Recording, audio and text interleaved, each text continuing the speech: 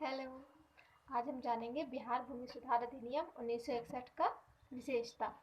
जैसे कि बहुत लोगों को हिंदी में प्रॉब्लम होती है ना कि हिंदी का वर्ड थोड़ा डिफ़िकल्ट होता है, तो आज हम थोड़ा इजी वे में इसको समझाने का कोशिश करेंगे।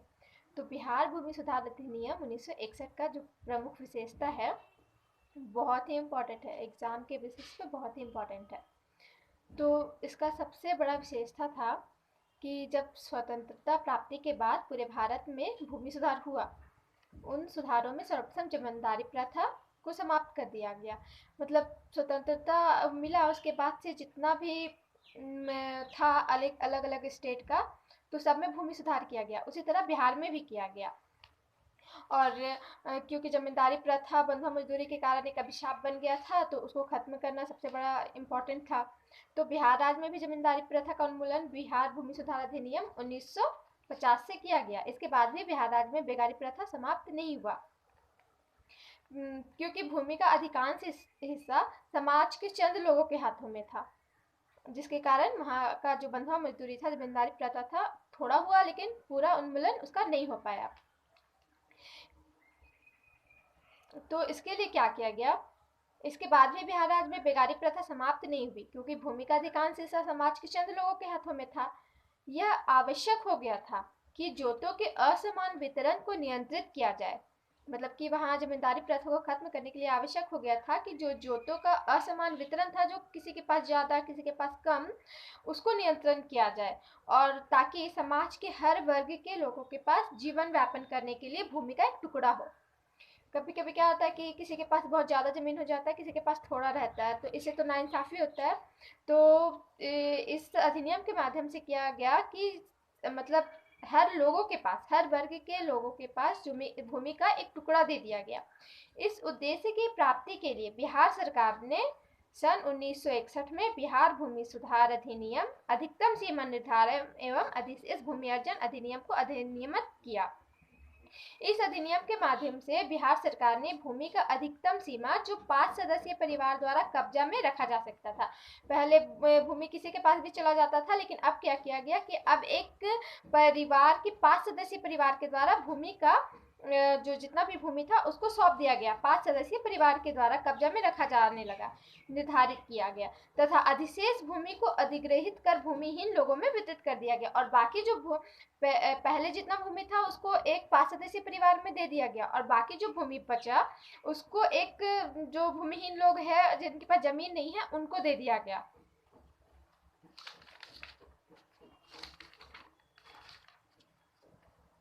इस अधिनियम के लागू होने के बाद समाज के हर तबके के लोगों के पास अपनी जमीन हो गई। जैसे पहले किसी के पास है, किसी के पास नहीं है, लेकिन इस अधिनियम के बाद अब समाज के हर तबके के लोगों के पास जमीन हो गई, तथा वे जमींदारों की जमीन पर खेती ना करके स्वयं की जमीन पर खेती करना प्रारंभ कर दिया। पहले वो जमींदार लोगों की खेती में किसान लोग करते थे, लेकिन अब उनके पास जमीन हो गई तो वो अपने जमीन में खेती करना प्रारंभ कर दिया।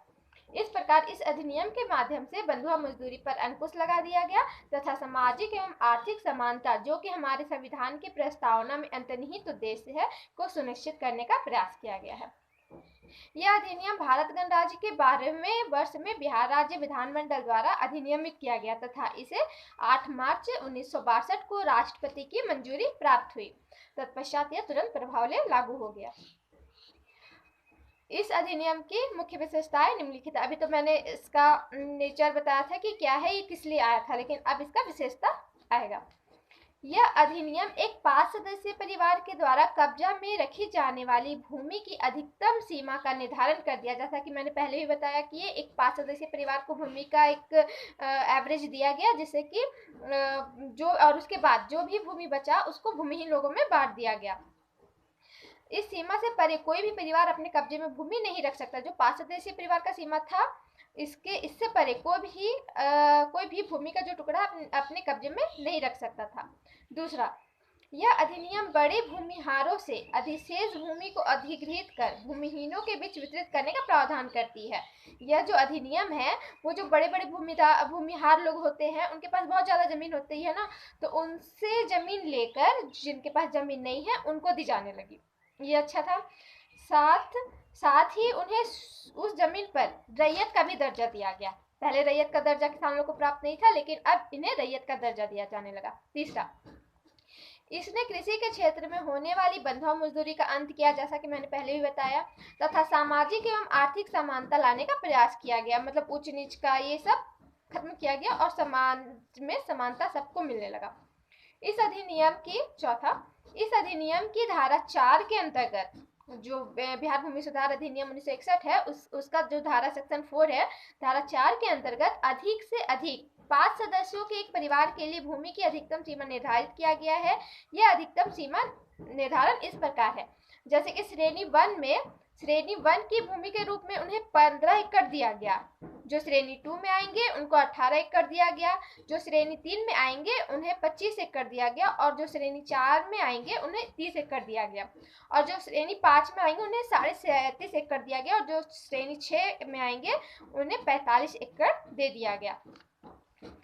5वां, अधिनियम की धाराएं 6 से 11 तक के में विवरण प्रारूप तैयार करने का उपबंध किया गया है। जो सेक्शन 11 है बिहार भूमि सुधार अधिनियम 1961 का, 6 से 11 तक में विवरण प्रारूप तैयार करने का उपबंध किया गया, ताकि भूमि का अधिकतम सीमा निर्धारण कर एक 5 सदस्यीय परिवार की भूमि निश्चित कर दी जाए।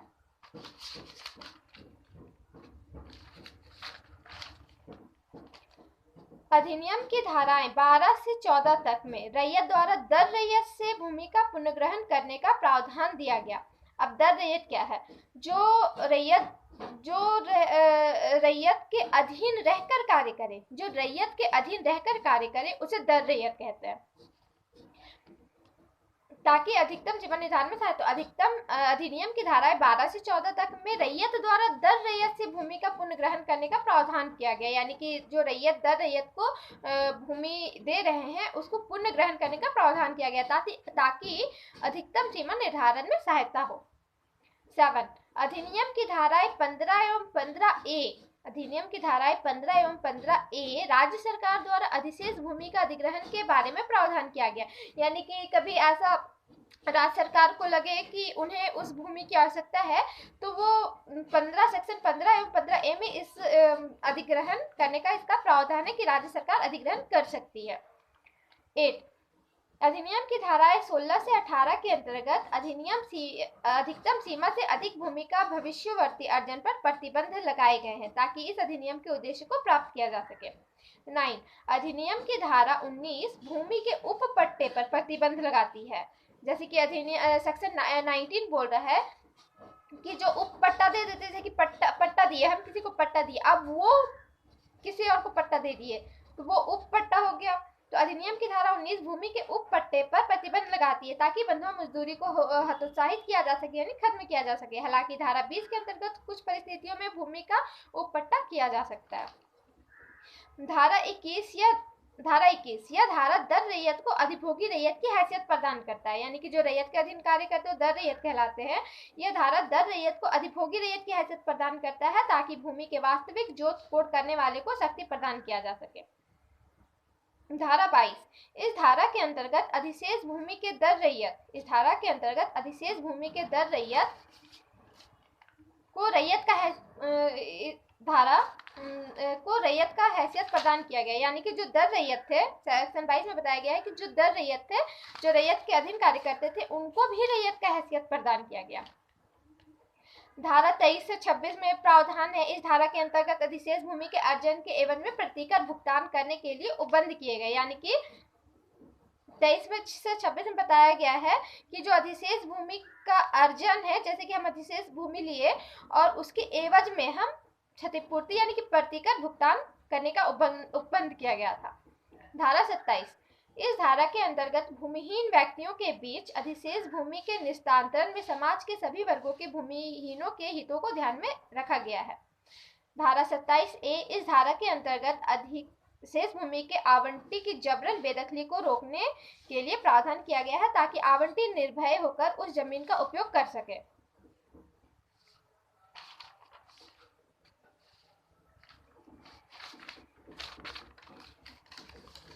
अब कंक्लूजन बताते हैं कि इस जो बिहार भूमि सुधार अधिनियम 1961 था, उसका एक सबसे बड़ा स्पेशलिटी यही था कि इसने बंधुआ मजदूरी को खत्म किया और जो समाज के मतलब कुछ लोगों के पास ही जमीन रहता था, तो उनसे वो जमीन लेकर भूमिहीनों में वितरित किया गया और एक 5 सदस्यीय परिवार को भूमि का एक टुकड़ा दिया गया और जो भी भूमि बचा उसके अलावा वो भूमिहीनों में वितरित कर दिया गया और इसके अंतर्गत जो दर रैयत थे उनको रैयत का हैसियत प्रदान किया गया, प्रतिकर का बंद किया गया है।